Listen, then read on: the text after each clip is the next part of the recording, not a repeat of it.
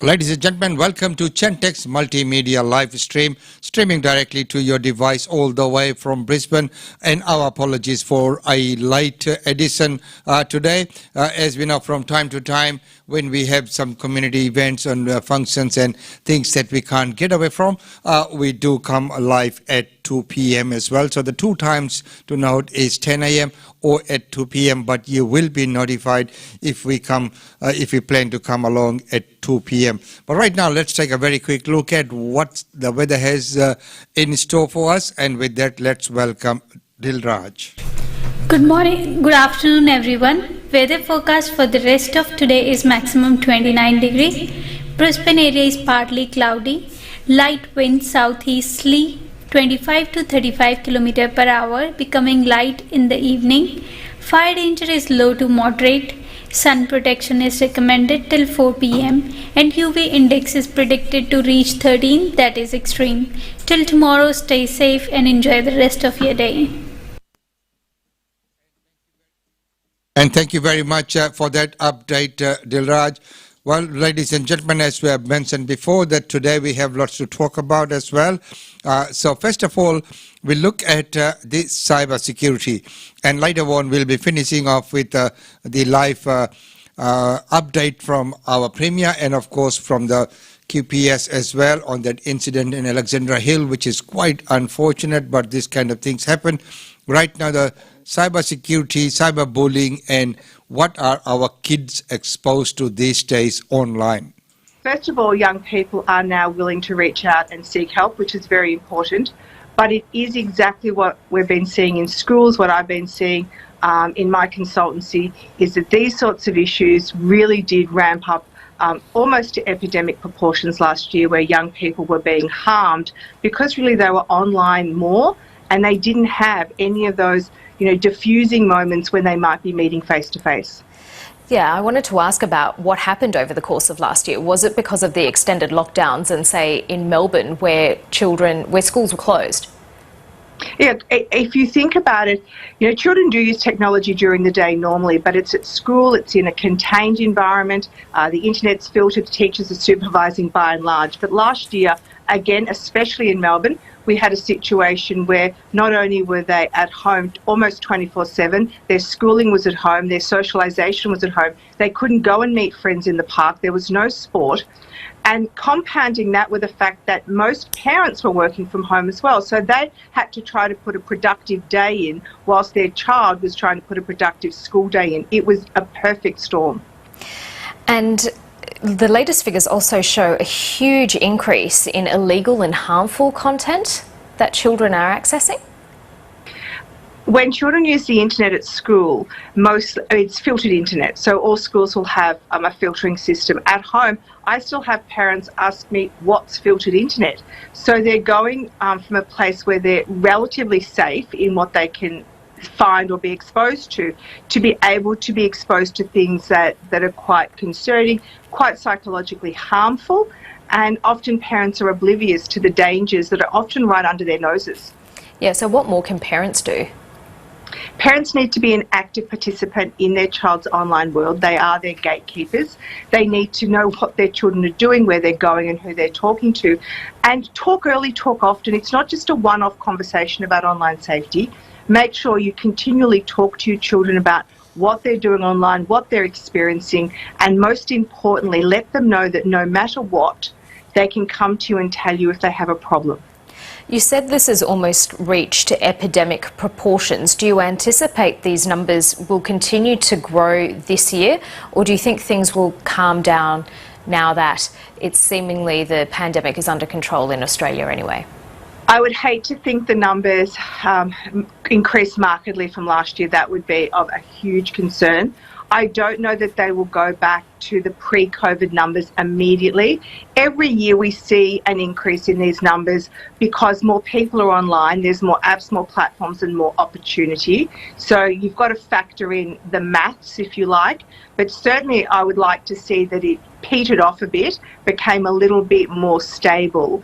and that, once all the education was relatively back to a COVID normal, that young people had multiple opportunities to socialise both on and offline. They were supported at school, and in the wider community things might settle down a little bit. But there's always a risk when young people use technology, the same as adults. Is there a greater role for schools to play here? We know that in different states have different rules, but some states in high schools, students aren't allowed to have their phone, say, in the classroom with them.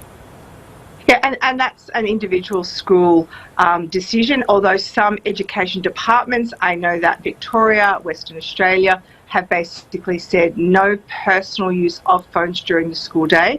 It is a way to make children interact at lunchtime and playtime. You go into a school where children are allowed to fiddle on their phone, and you will often see them head down, fingers scrolling madly without any interpersonal interactions at all. There is also the issue that, what are they accessing, who are they exposed to, because the internet that they will be using won't be filtered. But I think what we have to do, it's not about banning technology, it's about making sure that it's used correctly, and we have to teach that. And some schools provide fantastic cyber safety education programs, and others are still very reactive and just dealing with the problems after they've occurred. And of course, that is never best practice.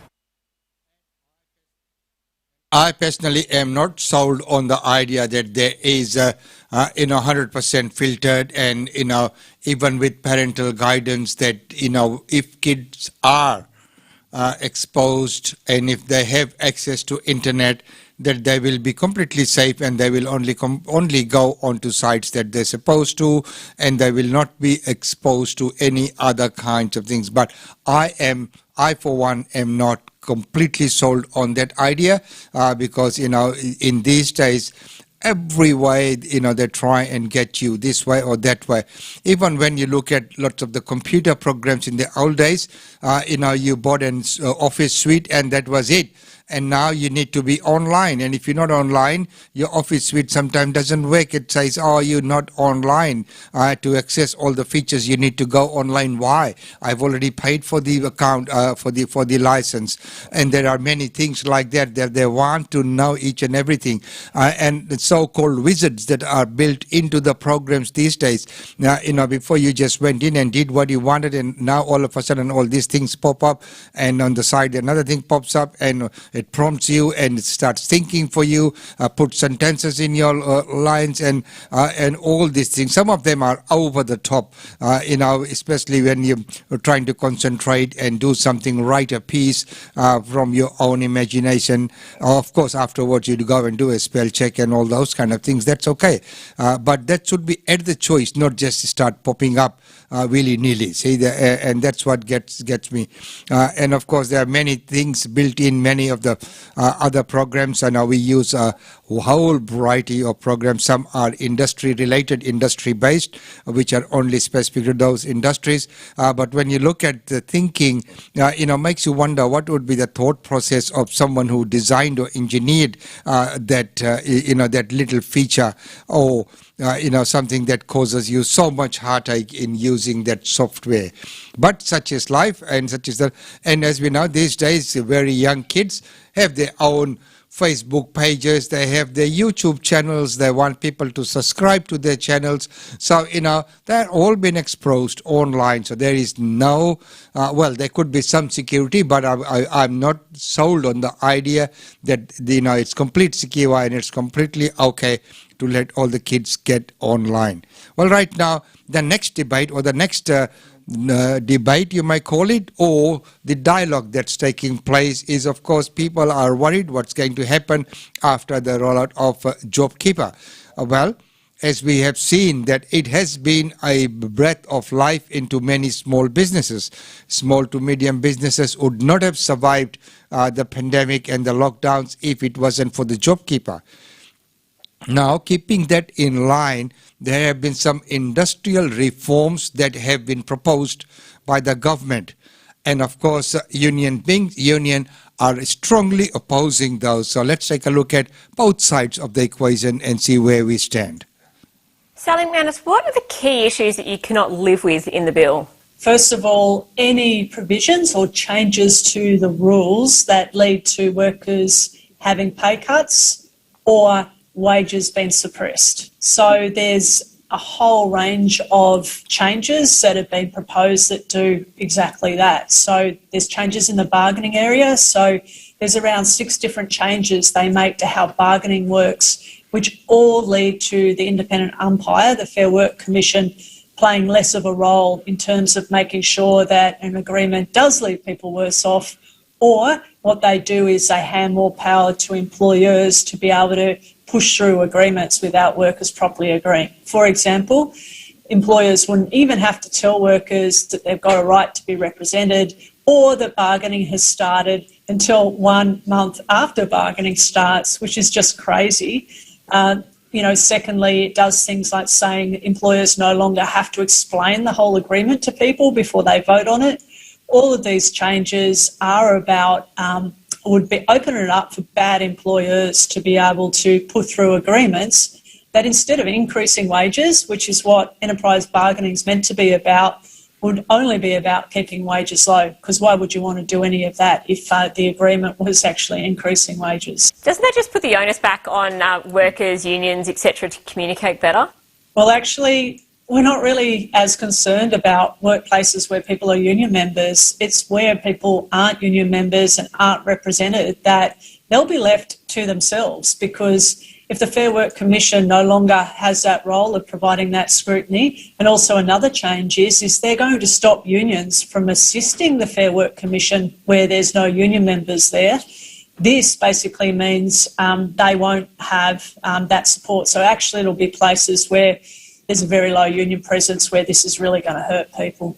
And the second things we can't live with are to do with what's going to happen with, or what's been proposed for casual employees. So the bosses were asking all the time that they be allowed to just call someone a casual if they're not. And the definition that has now been proposed is one that does exactly that. And that's a big concern to us, because unions have won cases in courts that say that essentially whether you're a casual or not depends on whether you're working regularly, not about the label that gets put on you. And so it would overturn those victories that we've had in courts. So that's a problem. Then if you try and convert into permanent work, the employer's got this get out of jail card, which basically says that if they think it's reasonable that they don't offer you a permanent job, they can get away with not doing it. And then the Fair Work Commission isn't allowed to make a determination about whether or not the employer's been reasonable. So very, very weak ability to be able to get a permanent job, and the employer can call you a casual when you're not. So overall, that is going to lead to more casual jobs, not less. And we want to see, especially after the pandemic, workers having more job security, not less job security. And the final problem that, the final thing we can't live with is that there's a proposal for big projects. So this is blue-collar workers on construction projects to double the length of agreements. And in these projects, employers set the wages and conditions because they're called greenfield agreements, not wanting to be too technical, but no one's working there. The employer, if they can't reach an agreement with a union, they just go to the Fair Work Commission and they get that agreement, whatever they want in that agreement. Then that's locked in for the whole time that project's up and running. And what does that mean for workers? If you're a worker on that big construction site, usually a FIFO worker, you're working out of accommodation provided by your employer, you've got no say whatsoever over your wages and working conditions. Now, that creates a second-class citizen of worker with less rights than everyone else. Unfortunately, these FIFO sites, we've seen lots of suicides, lots of mental health problems at them, and this is going to make that worse. Is there anything you support in the bill? Yes, so there's provisions around making it easier for workers to get their wages back if they've been stolen. So a proposal for a small claims tribunal. So effectively, one of the reasons why there's so much wage theft is it's just so hard for workers to be able to get their money back in a quick, easy way. They've got to spend a lot of money on lawyers and go off to court systems, which can take forever. So there's the proposal to improve that. So we support that. There's also a proposal to kill all the zombie work choices agreements.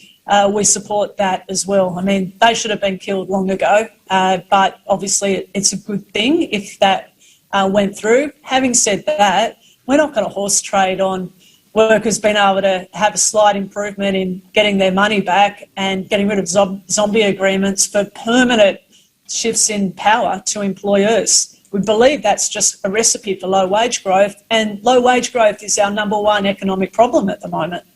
How long can the much lauded truce or Team Australia exist between you, the Business Council and IR Minister Christian Porter now that you've likened the bill to work choices?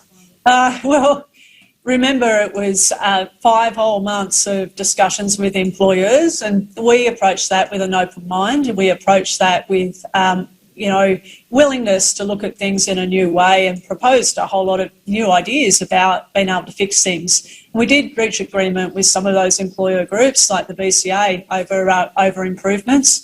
Unfortunately, the rest of the employers would not come to the party. They stuck to their old way of seeing things, which all of their proposals are about taking rights of workers. Every single one of their proposals is that.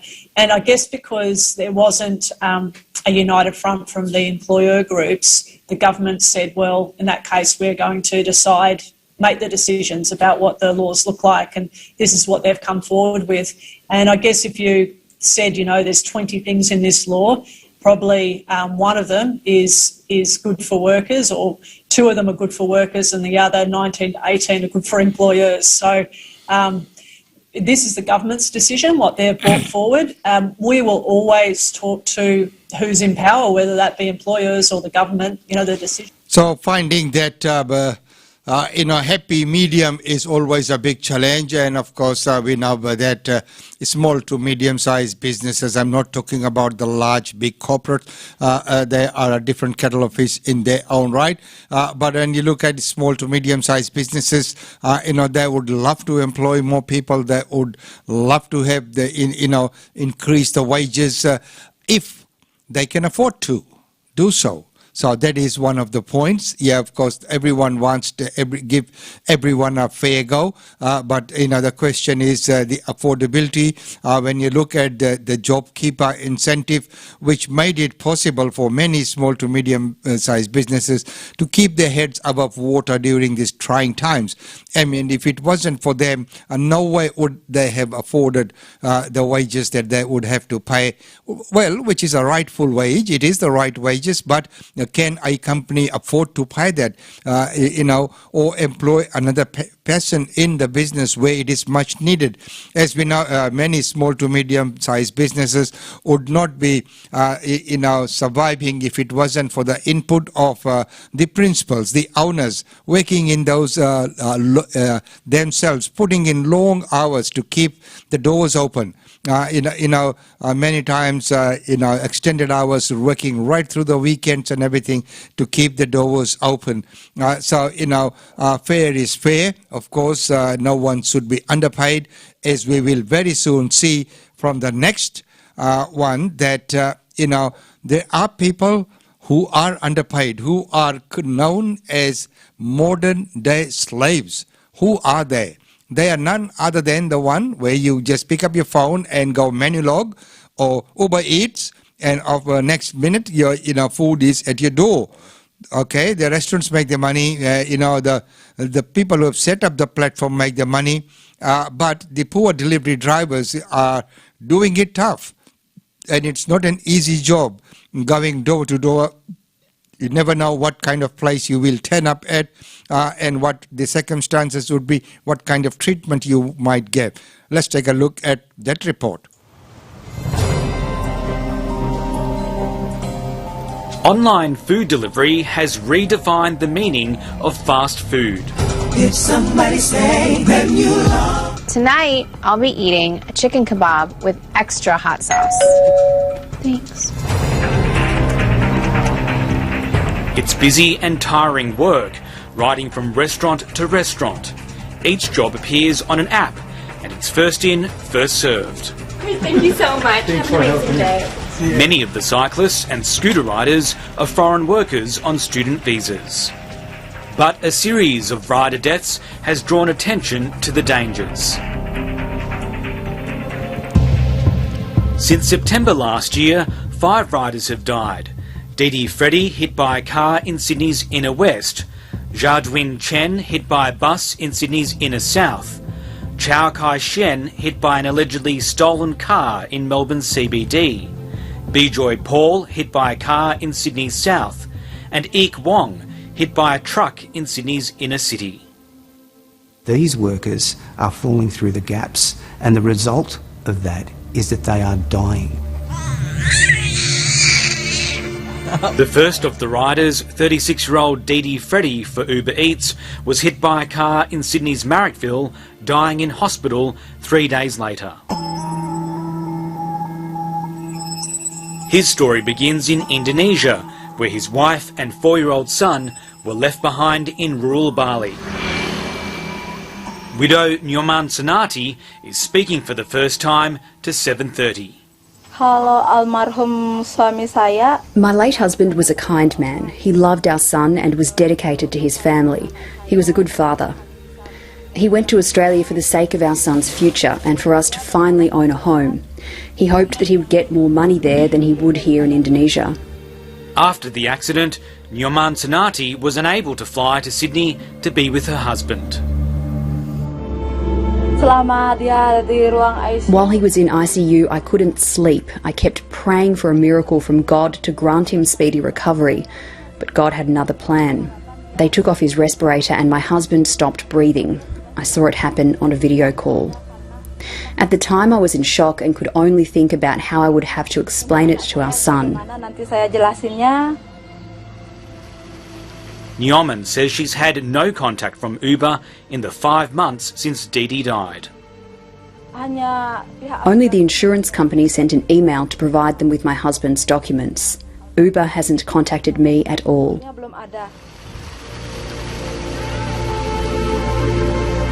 As independent contractors, delivery riders don't share the same rights as employees.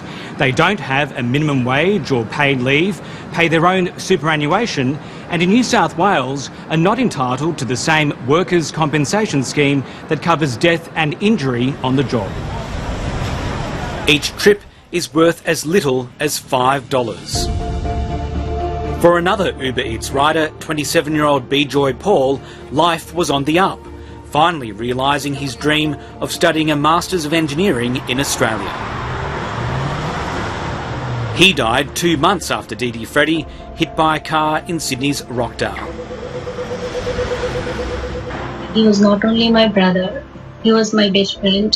We used to live together in Sydney. Bijoy's sister, Shimu, says he was paying his way through uni, as well as sending money back to their parents in Bangladesh. He would have graduated this year. It is a massive loss for my parents. It's like a big loss. I can't explain how we're struggling at the moment. He had a promising career ahead of him, and he didn't deserve to die at work. So I think people should know the story of Bijoy. The likes of Uber Eats, Deliveroo, record profits. Pretty much every job in this country could be Uberized, could be turned into a job where you get your work allocated by an app. The deaths have shocked the broader community of delivery riders and prompted a union campaign for stronger protections for gig economy workers. They're dying without the community blinking, and they're dying without these companies blinking. For them, it's just a blip on the bottom line. The union now hopes to use the cases of Didi Freddy and Bijoy Paul to challenge the system in the courts. So they should challenge the system because, at one end of the equation is people who are, well paid, and even then they are always looking for every kind of job security and entitlements and everything. And here are these people doing it tougher under very extreme conditions, getting next to nothing with no protection at all. So it should be a fair go, and a fair is fair, as they say. Now, the other part of the equation, when you look at the employment, of course, we know that students are supposed to be students and not workers. So, students are, but they are allowed in this country and in many other countries that while they're studying to work for, a few hours to, make ends meet as well. Of course, gone are the days, I'm talking about our days when we were studying, our thing was study was study.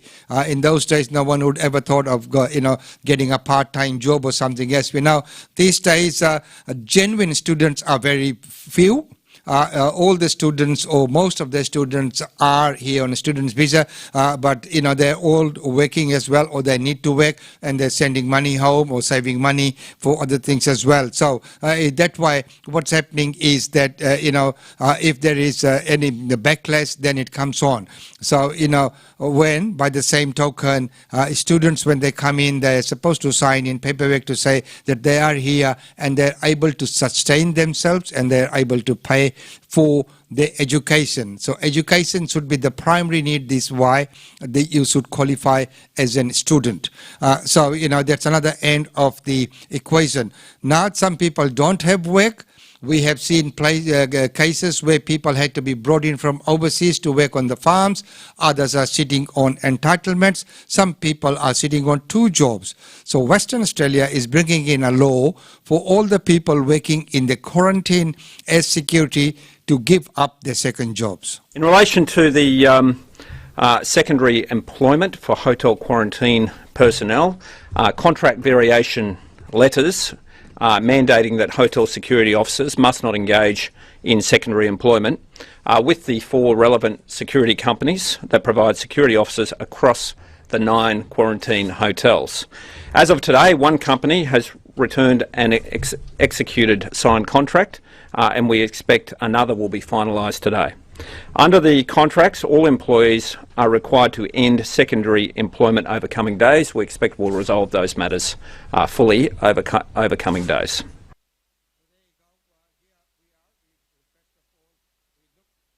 Here we are. First of all, we looked at the union opposing some of the industrial reforms that have been proposed by the government. Then we looked at the case of all these Uber Eats and Menulog drivers doing it really tough under extreme conditions, and many losing their lives and earning as little as $5 for a delivery, which would sometimes be more than an hour. So basically the effective rate of pay would be $5 an hour or less, with no protection at all. There's no compensation. In many cases, the insurance companies don't want to know them either. And then we have people who have 2 jobs. We need to look at all of the cases and look at them in their totalities. Now, of course, looking at the jobs, as we know that we are in a middle of a building boom. And many people might say, what? A building boom in the middle of COVID or in the middle of a pandemic? Real estate hasn't slowed down. The number of properties are far and less. And with less number of properties on the market, the demand is high. And as soon as a property comes on the market, they're going. And land is selling fast like anything, and people are trying to build. And of course, the government incentive had something to do because there was a cut-off date. And what that has done, it has led to a shortage of builders, as we'll take a look at this case in Tassie. Ellie Hope fell in love with this block of land at Harrow Gardens on Hobart's eastern shore. I was stoked. It was so exciting. I never thought I wanted to build, but then as soon as I saw the block of land, I just thought it was perfect. Ms Hope and her partner were able to secure the federal government's Home Builder Grant and the Tasmanian government's First Home Buyer Grant. It's huge. I mean, it's $45,000, I guess, off your loan. Ellie Hope's new home is one of the almost 1,900 which were approved for construction in Tasmania during the second half of last year. 463 new homes were approved during December alone, the highest number on record. The previous high of 462 houses dates back 36 years. We have increased by 6 figures in our turnover just through extra work, basically. Andrew Crossan runs a bricklaying business and has been struggling to keep up with demand. It's stretched us pretty thin, but also has made opportunity for us to put on some new apprentices. We signed up 3 late last year. Getting building materials is not easy. Talking framing, yeah, plates, studs, structural timbers, flooring is all an issue. A lot of 30% of that gets imported to Australia, and that's basically stopped dead at the moment, I've been told, so we're just in limbo a little bit, but it's okay at this stage, but we're a little bit concerned moving forward. The rise in residential building approvals reflects strong demand from first home buyers, taking advantage of the government grants on offer. The grants are set to continue at a reduced rate until the end of March. That, along with a shortage of land, is expected to eventually slow the building boom. There is several new subdivisions being built in, say, areas around Rokeby, Sorrel, Midway Point and Granton, but they're only at the early stages. For now, though, there's more than enough work to keep builders on the tools. Fiona Blackwood, ABC. So builders on the tool, slugging away there. Of course, as we know, that grants, the two combined grant equaling up to about 45 grand is what people took advantage of, and lots of people would have missed out on that as well if they had not made the timely move. And that has put a pressure on the building one, and that's what contributing to the building boom. But it will be interesting to see what happens after those grants are rolled back and that they are not there anymore. Well, right now, let's go to Victoria and let's take an update on the situation of the COVID-19 there and the number of cases. Active cases of coronavirus in Victoria. That's 0 new cases either in hotel quarantine or in the community in the last 24 hours. 0 new cases, good news. Given the challenges we've had in recent days. One hotel quarantine case, however, has been transferred to hospital and I'm advised is in intensive care. That's a return traveller, not a community case. But of course we send our best wishes to that person and their family, and we again are reminded of the outstanding care that our health professionals provide to all of those who have been touched by this global pandemic. As I said, no new cases either in hotel quarantine or in the community.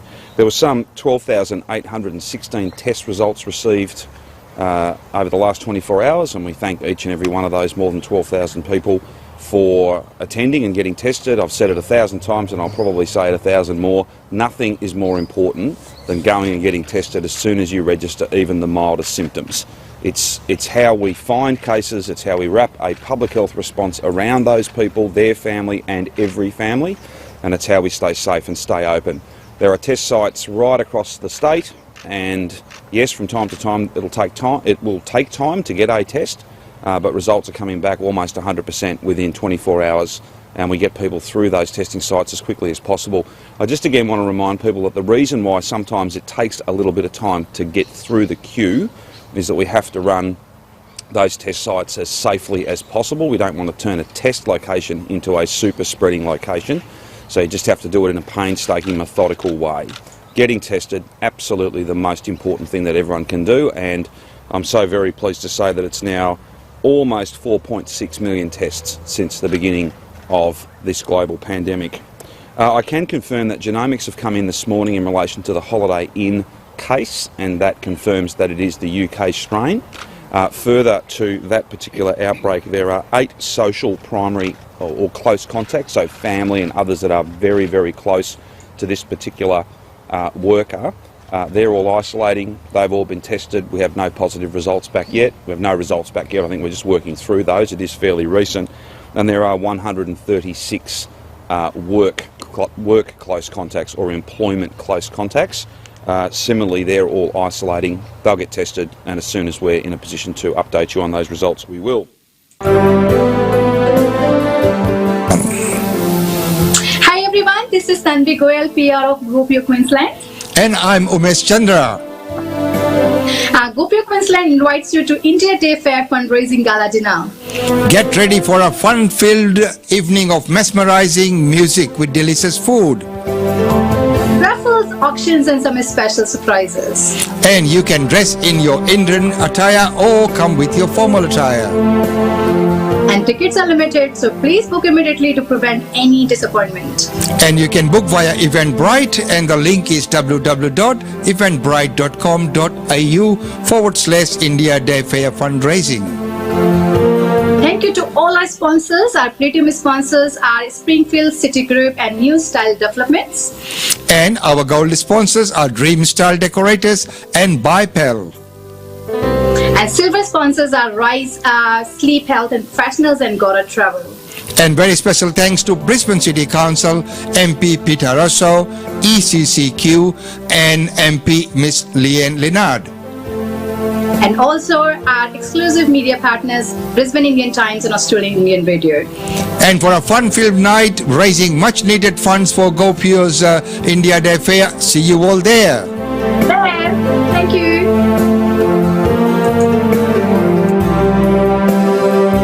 GlobeNet Realty. GlobeNet Realty has been the longest established, trusted and respected agency in its trade area. Washa Chandra, Director of GlobeNet Realty, provides honest and ethical service to her customers. If you are thinking of investing in Brisbane real estate market, or if you are seeking professional property management, then you should contact Usha Chandra today on landline 3865 4466 or mobile 0419 775 416. And for further updates, log on to our website www.globenetralty.com.au. GlobeNet Realty is your own local real estate agency. Situated at Shop 52281 Sandgate Road, Boondall. GlobeNet Realty. Real estate is our world.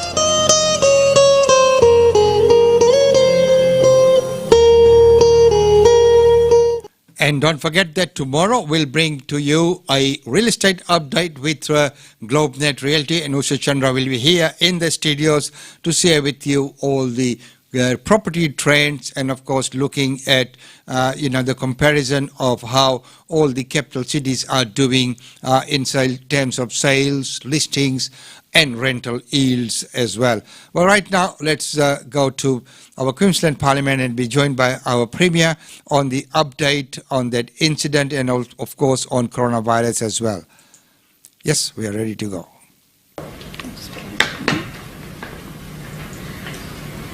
All right, good morning. So first of all, we'll do the COVID update. So in good news, we have 0 new locally acquired cases. We have 1 overseas acquired case, which is historical. We only have 5 active cases now in Queensland, and over the past 24 hours there's been 6,429 tests, which is absolutely fantastic news. So well done, and don't forget, if you're sick, make sure you go and get tested. Well, today I want to talk about youth justice, and this is a really serious issue. And of course, I said very publicly, the community expects us to do more, and that is exactly what we will do. I want to, first of all, again express my condolences to the families of Jennifer, to Matt, Kate, and of course, baby Miles. It is absolutely heartbreaking, and I know that every Queensland family out there feels for the tragic loss of these people. Families have been shattered and lives have been lost, and that is why today we are taking very strong action. 48% of the youth crime in Queensland is committed by just 10% of criminals. They have no concept of the consequences of their actions and no fear of the law. Can I say to everyone that Cabinet is absolutely unanimous in the decisions that we have taken. They are strong measures, they are tough measures. In fact, it was one of the longest Cabinet meetings deliberating one particular issue. So I just want all of Queensland to know that we are 100% united in the announcements that we are making today. Today, we'll be implementing 7 tough new measures aimed directly at this specific cohort of these 10% of youth criminals. And 4 of them relate to bail. So please bear with me as we go through them. In the cases of serious indictable offences such as breaking and entering and armed robbery, we are reversing the presumption of bail. The courts would be empowered to require repeat offenders to give reasons why they should get bail instead of requiring prosecutors to prove why they shouldn't. Secondly, we're expecting more of parents and carers, where courts can seek assurances from them that the offender will adhere to the bail conditions or bail won't be granted. So we're expecting more of parents and carers. So there will be no ifs or buts. The fundamental principle of youth justice must be to protect the community from recidivist offenders, and we will write that into law. Fourthly, we will be providing courts with the option to issue GPS trackers to make it a condition of bail for 16 and 17-year-olds to wear one in order to get bail. Now, this will be a trial of these trackers in the following locations across Queensland: Moreton, North Brisbane, Townsville, Logan and the Gold Coast. Now, these trackers have also been operating in South Australia, in Western Australia and New Zealand, and we believe that Queensland should also give this measure a trial. Next, to help prevent crime, police will be given the powers to have handheld metal detectors, or otherwise known as wands, to check for knives, especially in safe night out precincts on the Gold Coast, in Broadbeach and Surfers Paradise. And it's something that the police have asked us for, and it's something that the government is prepared, because we are seeing an increase in the knife crime, so we need to make sure we are protecting citizens out there. Next, we'll be strengthening anti-hooning laws so that the registered owner of a vehicle can be deemed responsible for offences unless the car was stolen or they can reveal another driver. And then we will also be conducting a parliamentary inquiry. We'll examine whether or not we should implement remote engine immobilisers. So that'll be also going to Parliament in the first session at the end of this month. So we also are announcing today, and I want to thank the Commissioner. The Commissioner has appointed Assistant Commissioner Cheryl Scanlon. She will head this Youth Justice Task Force. She will be providing weekly updates to the Police Minister, and we'll be setting up a Youth Justice Cabinet Subcommittee, and we'll be getting updates monthly to ensure that this is being adhered to. And finally, to ensure that these proposals, and to evaluate these proposals, former Commissioner Bob Atkinson has agreed to come back and do an evaluation over 6 months. And I think that gives the public that extra assurance that someone who was so much involved with one of our initial reports is coming back to do that vital work. So today is about targeting these repeat offenders, this 10%, to keep the community safe. And as I said, we can't just do one thing, we have to do everything that is at our disposal. This builds on, of course, the $550 million investment that our government put in place over 4 years that commenced in March last year. And we're already seeing some really good results out there, especially with our 24/7 co-responder strike force, which is police and child safety working together. And already they're operating in Logan, Townsville, Brisbane, Cairns, Rockhampton, and being rolled out to Mackay and Mount Isa. And we're actually seeing some good results there. We're also building, expanding our detention centres in Cleveland and Brisbane, and building a new 32-bed youth detention facility as well, which is almost close to completion. So government has not been sitting on its hands. That $550 million has been started to roll out, and it's a 4-year investment by government, and we are going to continually see the results of that investment over the coming years. So look, I'll hand over to the Police Minister, then the Commissioner, then the Assistant Commissioner, and then we're happy to take any questions. Thanks. Thank you, Premier, and thank you very much for guiding this massive reform that we're undertaking in respect of holding hardcore recidivist offenders to account. The community has asked for change and the government is responding. We owe it to the family of the loved ones lost in recent tragedies to do something, and we are. As the Premier has announced, we are going to change bail laws. We are going to toughen up the approach that the courts can take when it comes to considering whether bail is granted in respect of hardcore recidivist offenders. We're talking about a small cohort, a very small cohort, which is inflicting enormous damage on our community. As the Premier said, 10% of youth offenders are contributing to almost 50% of youth crime. We're taking stronger action against them. They need to know that there are consequences for their action and they need to be held to account. And of course, they need to be held to account and face the consequences, as the Minister has said. Right now, let's hear from our police department. Everybody, you right to go? Okay. Yeah, sure. Let us know.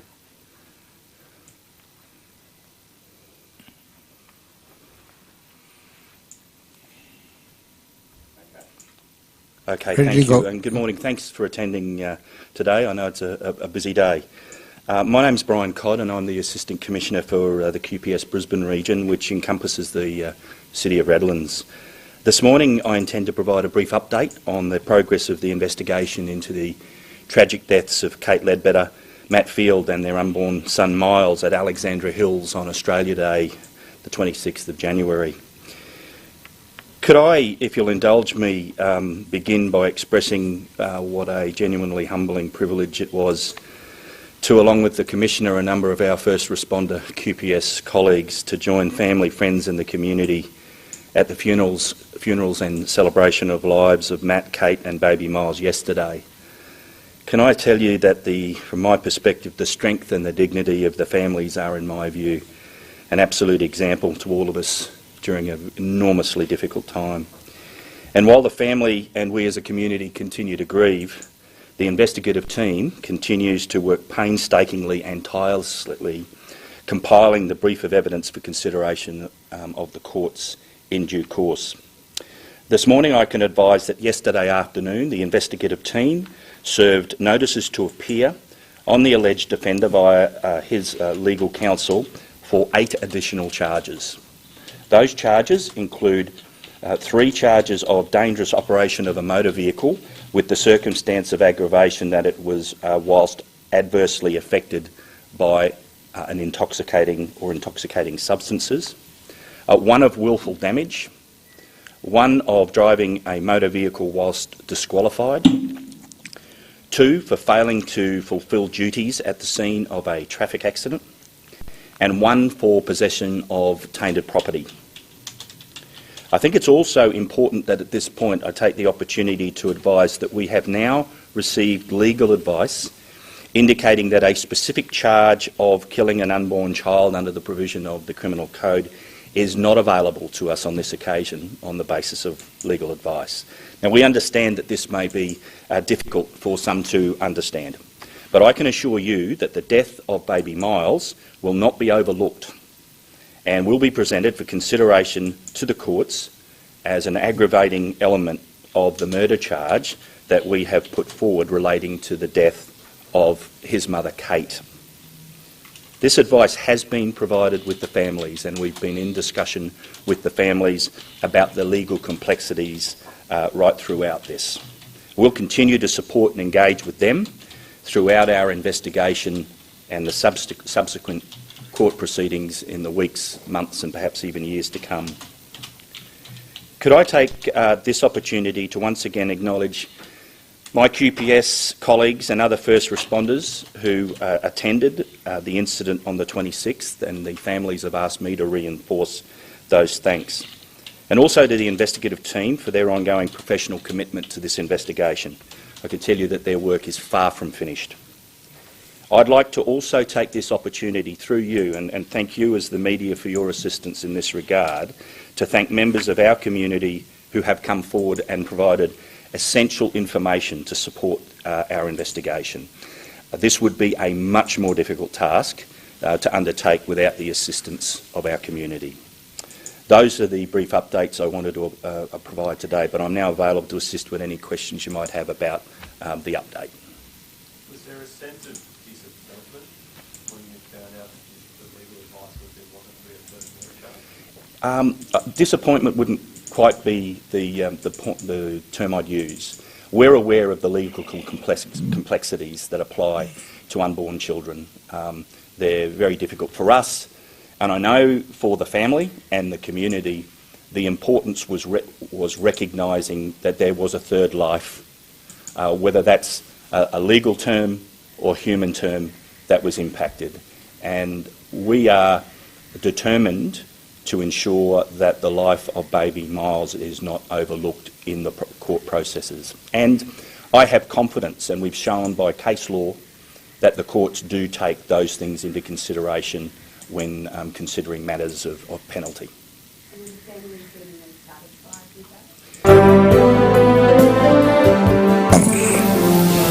Hi everyone, this is Tanvi Goyal, PR of GoPure Queensland.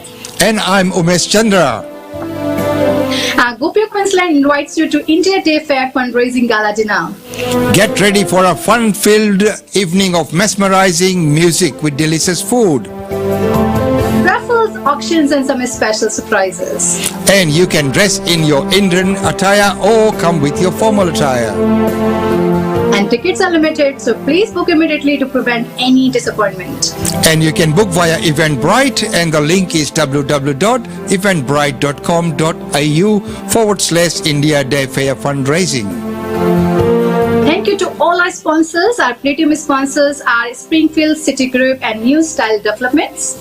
And our gold sponsors are Dream Style Decorators and Bipel. And silver sponsors are Rise, Sleep Health and Professionals and Gora Travel. And very special thanks to Brisbane City Council, MP Peter Russo, ECCQ and MP Miss Leanne Leonard.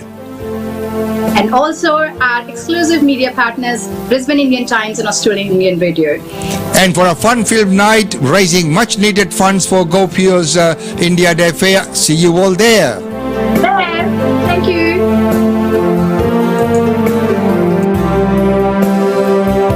So, ladies and gentlemen, it's been wonderful having your company for this late edition. Now, our lead-out story for today is the headlines from India.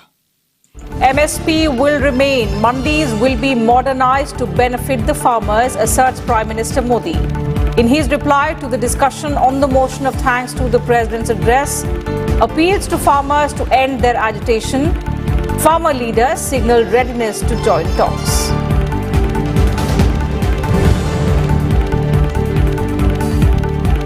While praising India's management of COVID-19 pandemic, Prime Minister Modi calls successful containment of virus people's victory, asserts that vaccination campaign is progressing rapidly.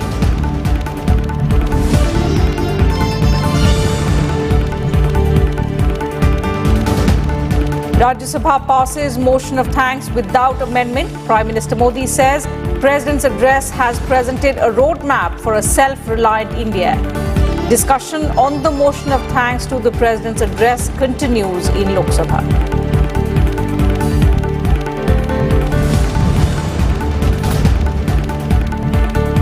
Jammu and Kashmir Reorganisation Amendment Bill 2021 passed in the upper house. Bill will replace ordinance after the Lok Sabha approves it.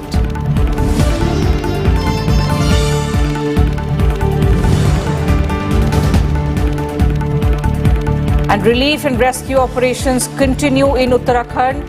Over 200 people still missing in glacier disaster. Rajya Sabha voices concern. At a meeting with state MPs, Prime Minister Modi assures Uttarakhand of all help.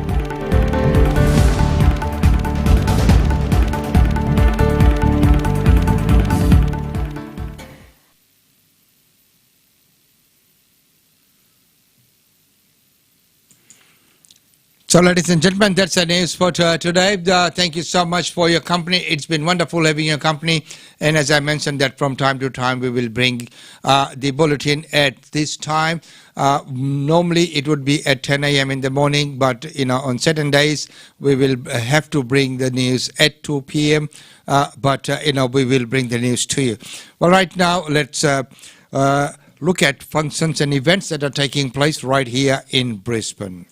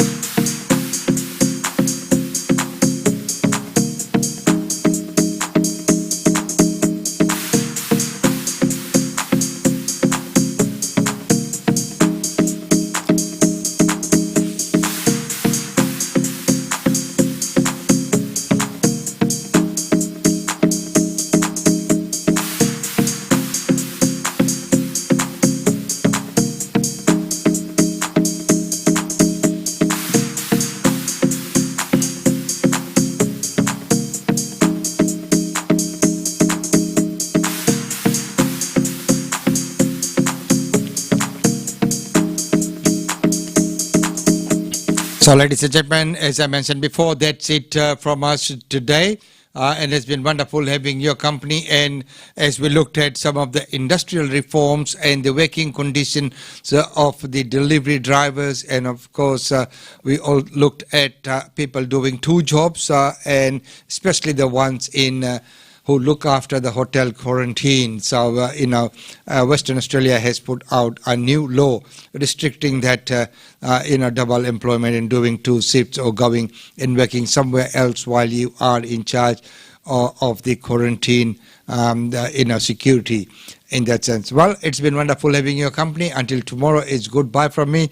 Enjoy the rest of Tuesday. Tuesday being my day for being at Gayatri Mandir tonight. Looking forward to that as well. And tomorrow, we'll be back again at 10 a.m. with you. Until that time, have a wonderful day, whatever's left of it, and most importantly, stay safe.